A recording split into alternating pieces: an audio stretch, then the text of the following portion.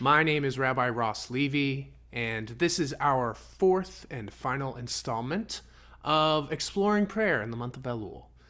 For those who haven't been able to join for the previous sessions, please go check them out. They're on YouTube, they're on the Kol Ami website. You can also find them on Facebook, whatever streaming platform you've been able to watch. I'm really grateful that you've been able to join me along this journey.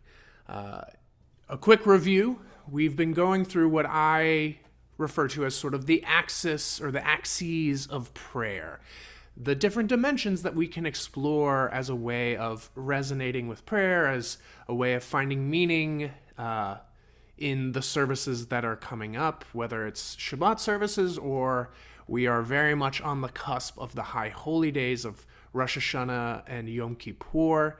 And so I'm hoping that these give a little bit of resources and a little bit of a quote-unquote warm-up for our praying selves as we move into this holy time of the year. In previous weeks, we first talked about the vertical axis, looking up as a way of praying, as a way of connecting with the universe around us. We reframed that a little bit in terms of a cosmological looking out as opposed to necessarily just looking up.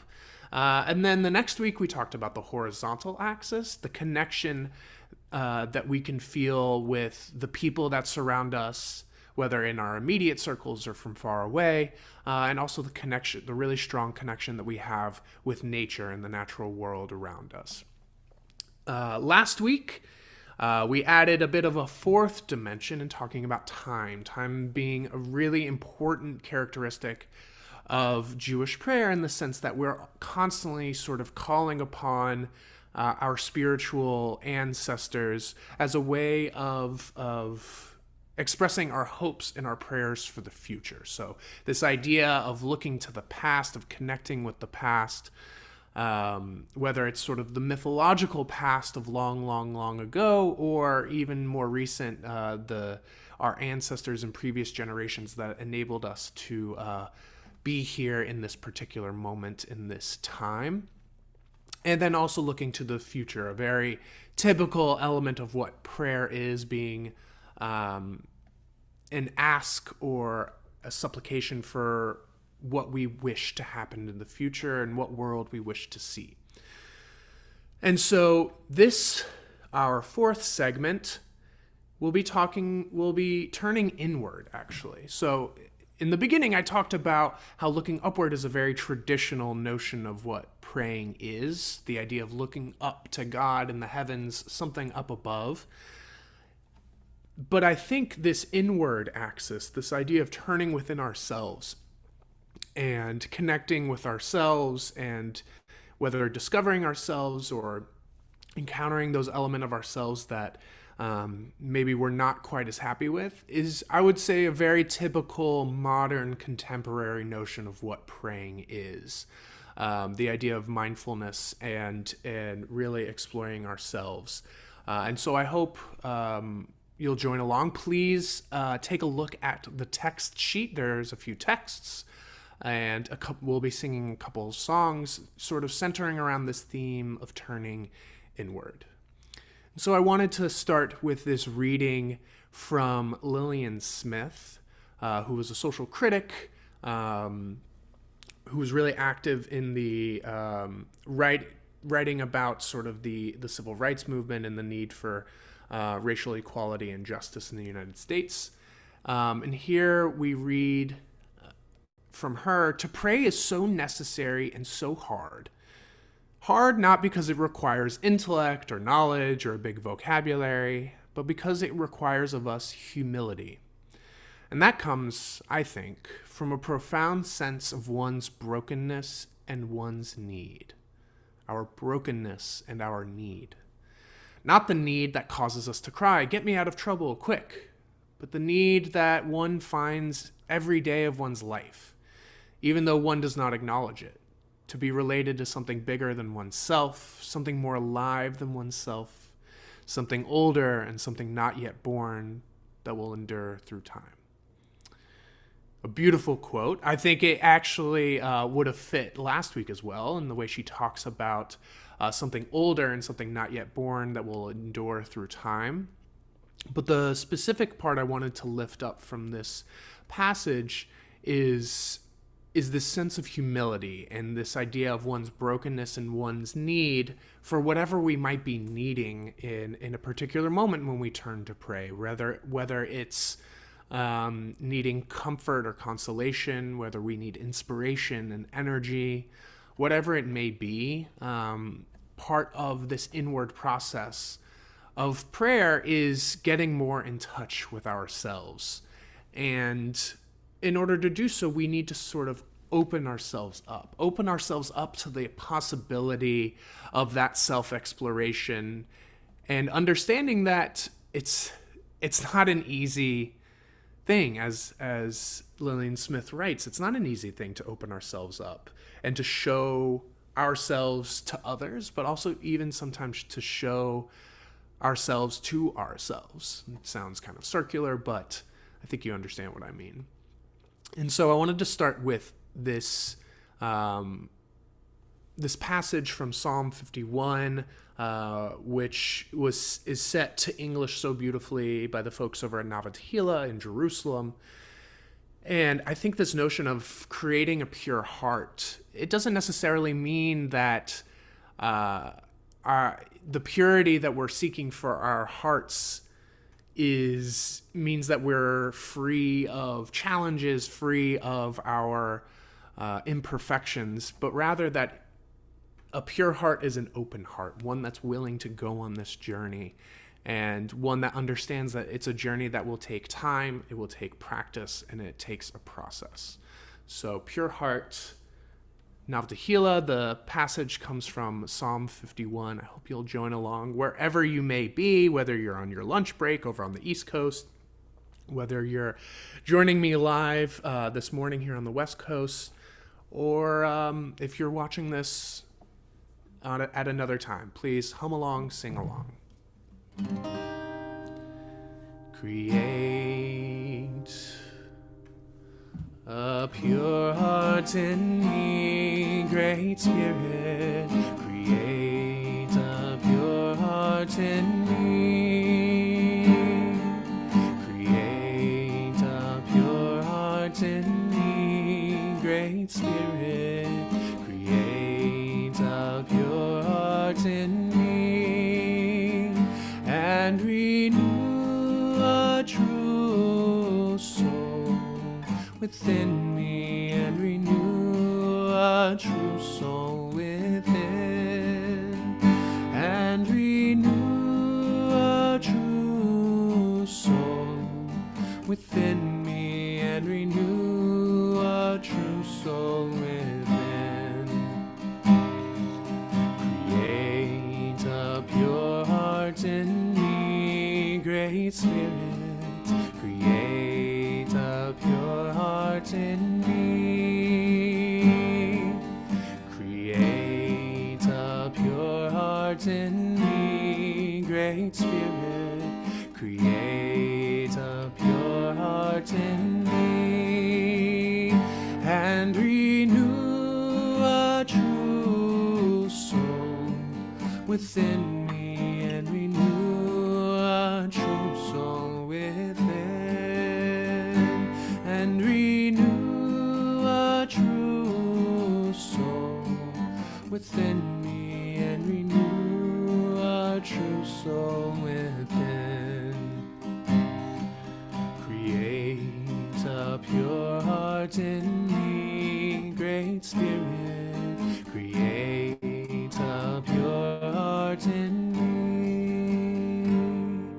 Create a pure heart in me, Great Spirit. Create a pure heart in me.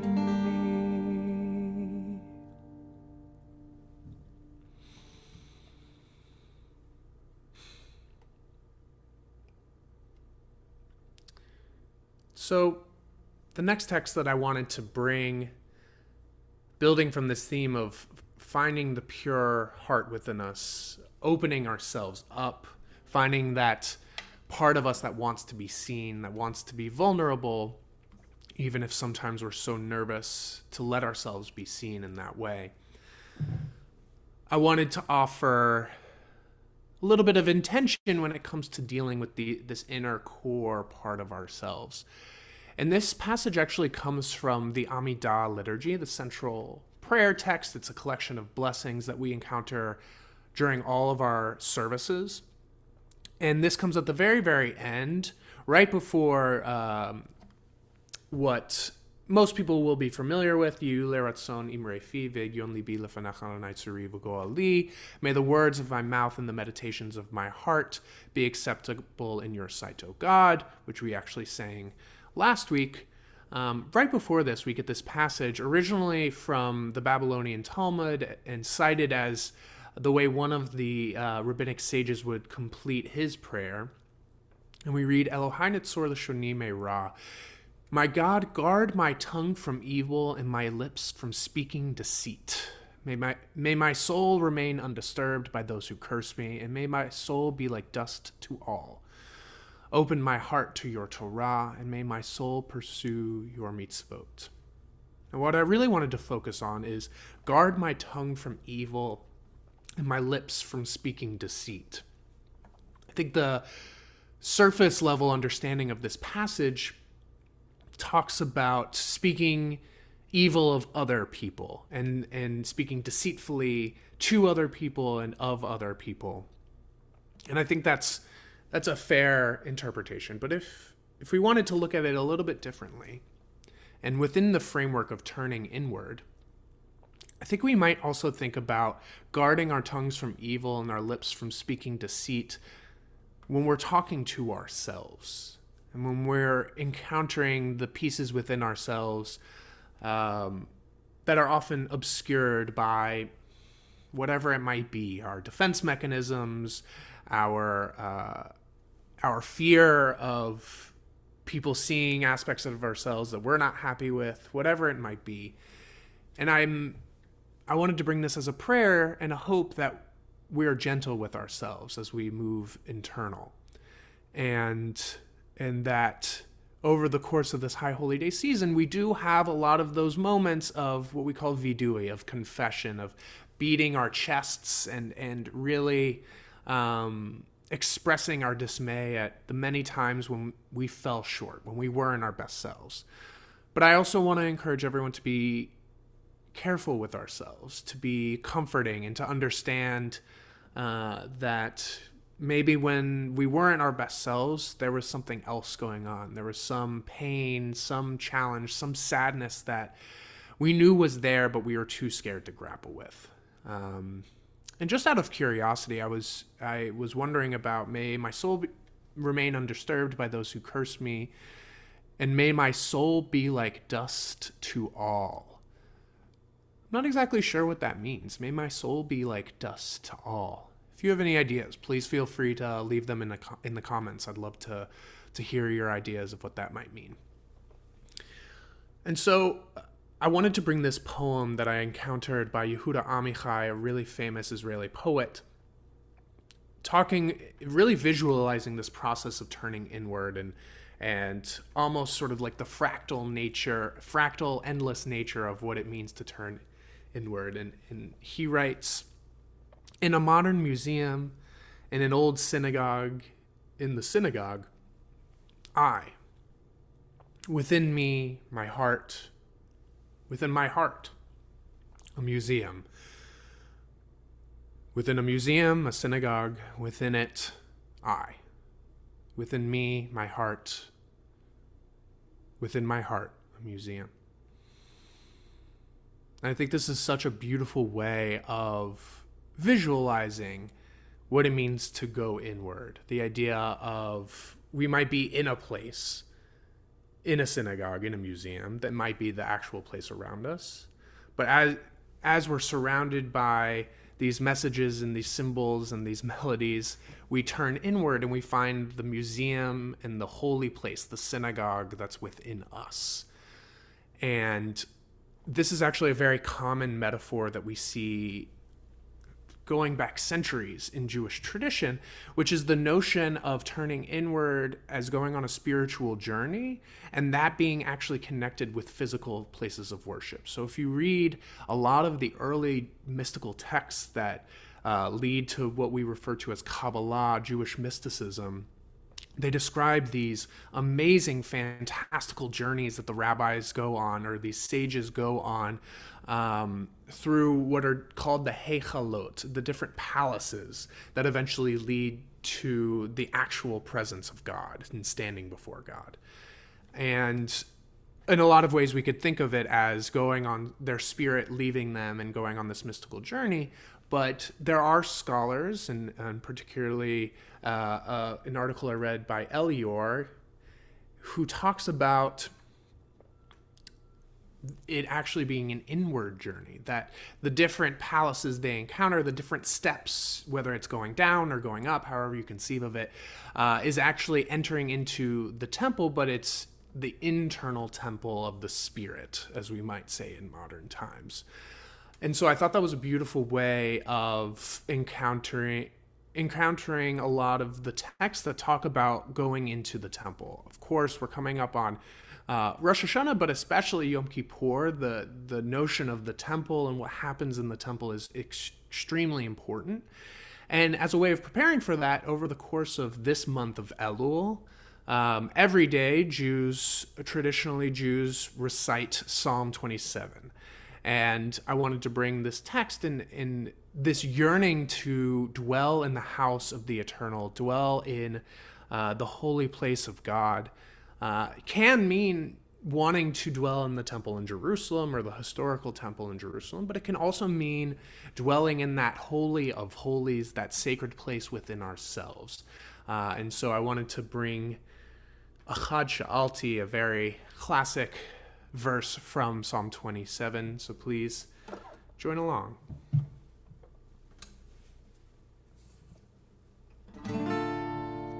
Achad Sha'alti meit Adonai ota vakesh. Achad Sha'alti meit Adonai ota vakesh. Shivti beveit Adonai kol yamei chayai. לחזות בנועם אדוני, לבקר בהיכלו. לחזות בנועם אדוני, לבקר בהיכלו. Achad Sha'alti meit Adonai ota vakesh. Achad Sha'alti meit Adonai ota vakesh.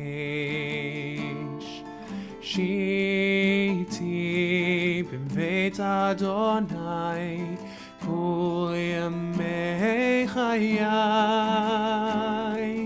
לחזות בנועם אדוני, לבקר בהיכלו. לחזות בנועם אדוני, לבקר בהיכלו. Achad Sha'alti meit Adonai ota vakesh.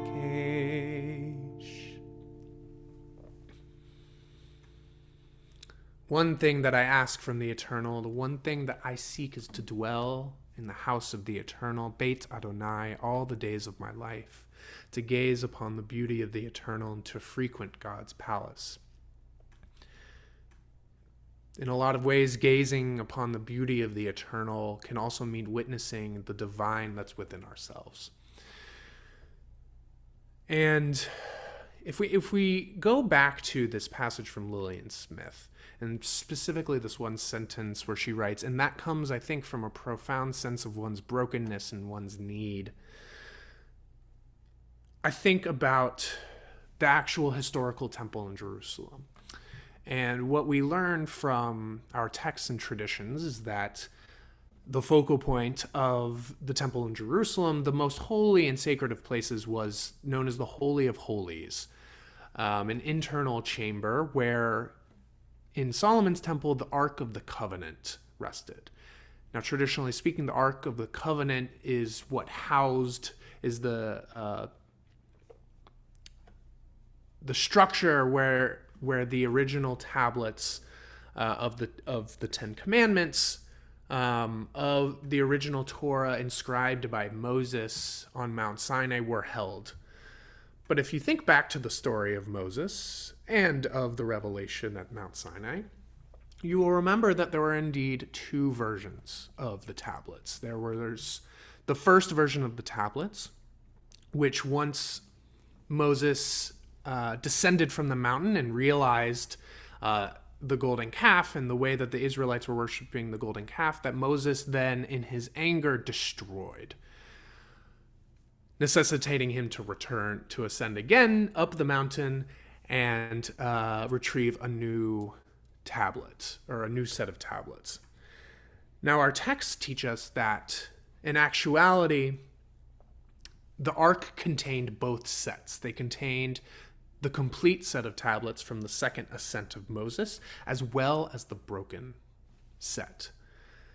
And I think that if we look inside, if we think of the Holy of Holies of the historic temple as actually being that special, that unique and oftentimes covered up place within ourselves, we will find sort of our core self, the best self that we can be, in as represented by the complete tablets, the second set of tablets. But we'll also find a broken set of tablets, the pieces of ourselves, those memories, those aspects of ourselves that are hurt and broken and in pain. And it's tough to encounter those. It's tough to be in that moment of vulnerability and realizing the damage that has been done to us, whether by other people or even by ourselves, and our own self-talk and our own self-doubts. But it's that brokenness that also makes us holy. That the Holy of Holies in the Temple of Jerusalem could contain something incomplete and broken, teaches us that there's nothing wrong with having those broken parts. It's just about taking care of them and nurturing them and listening to their needs that enables us to grow and continue moving. And in a lot of ways, those broken elements of ourselves and what they've been able to teach us and allow us to grow into are just as important as the complete, you could say, ideal, best version of ourselves as well. And so when we're in those darker places, in those broken places, there's this beautiful teaching from Rabbi Nachman of Breslov, who says that even in the most concealed of concealed places, this idea of hastara, God being concealed, we often hear in biblical texts that God says, I will obscure my presence from you, literally my face. But we don't believe in an anthropomorphic God, so I will obscure my presence from you. And yet, the rabbis teach us, and Rabbi Nachman really channels this, that even in those periods when we feel distant from God, God is still with us. This holiness, this sense of the divine, whether it's hope, whether it's the spark of the image of God within ourselves, is always there with us. Even though we might be going through hard times, even though we look out into the world and see the brokenness there, only to encounter the brokenness that it causes within ourselves, even in those tough times, there is this source of strength. There is this source of hope that rests there with us. And so the Hebrew of this teaching, where we see certainly the Holy Blessed One is also there, and then the perspective shifts, and in this teaching, God is speaking in first person. I stand with you even through the hard times that befall you. And so I hope you'll join along. This might be new for some folks, might be familiar for others, but it's a beautiful melody I learned during my year in Israel and Jerusalem, and I hope you enjoy. ואפילו בהסתר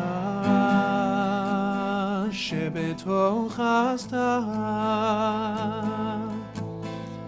בוודאי גם שם נמצא השם יתברך ואפילו בהסתר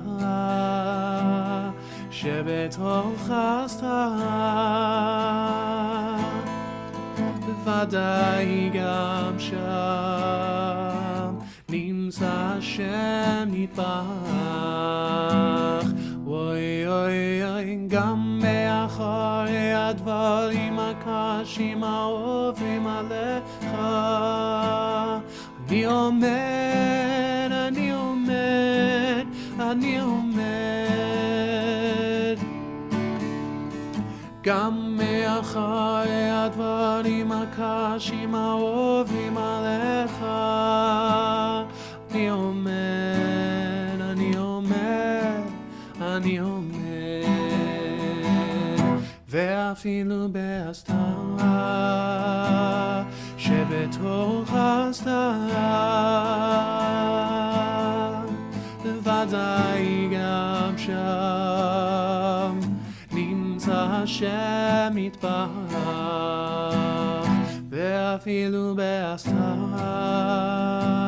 שבתוך הסתר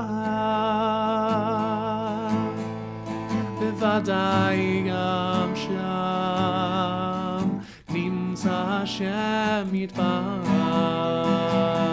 אוי אוי אוי גם מאחורי הדברים הקשים העוברים עליך אני עומד אני עומד אני עומד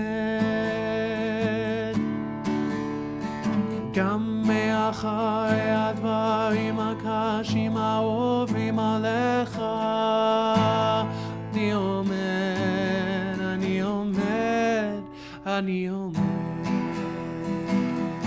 ואפילו בהסתר שבתוך הסתר בוודאי גם שם נמצא השם יתברך.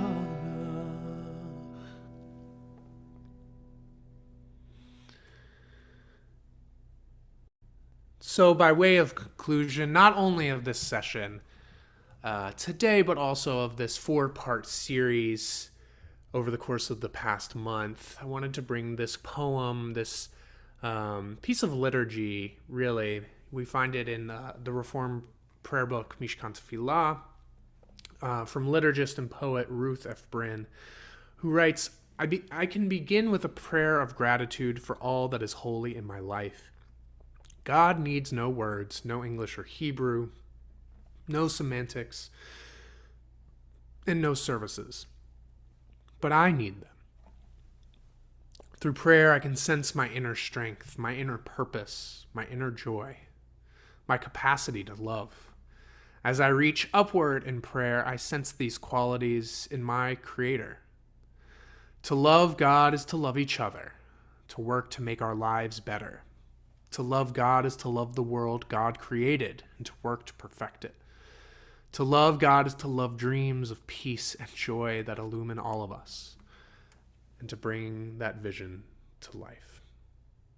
And I think this poem is so beautiful and so fitting as a conclusion to this series and to this session because it incorporates all of the 4 axes that we talked about over the course of the series. We hear a prayer of gratitude We see the sense of inner strength and inner purpose, inner joy, inner capacity to love that comes from that inward dimension we've been talking about today. And then she writes, as I reach upward in prayer, I sense these qualities in my Creator, this notion of looking out, looking upward, looking into a universe that is beyond our comprehension and yet ingrained in who we are as being composed of stardust. And then we see the horizontal dimension. To love God is to love each other, to work to make our lives better, to love the world that God created and to work to perfect it. That's the horizontal axis we talked about. And then finally, to love God is to love dreams of peace and joy. And these dreams and these visions are our hopes for the future, our visions and our prayers for a better and a more just world, and the things that we can do to help make that a reality, which is what we talked about last week, that fourth dimension of time, of past and of future. And with that, we will conclude at least this version of exploring prayer in the month of Elul. I hope that it has been a worthwhile journey. For those who have joined us, I've really enjoyed putting it together and bringing some of my favorite tunes and songs and texts. And I hope that it offers a framework as we move into this high holy day season and beyond that. And so let me wish everyone a Shana Tova Metuka for those who will be observing Rosh Hashanah this year, a sweet, healthy, and happy new year. And we'll see you with whatever comes next. Take care.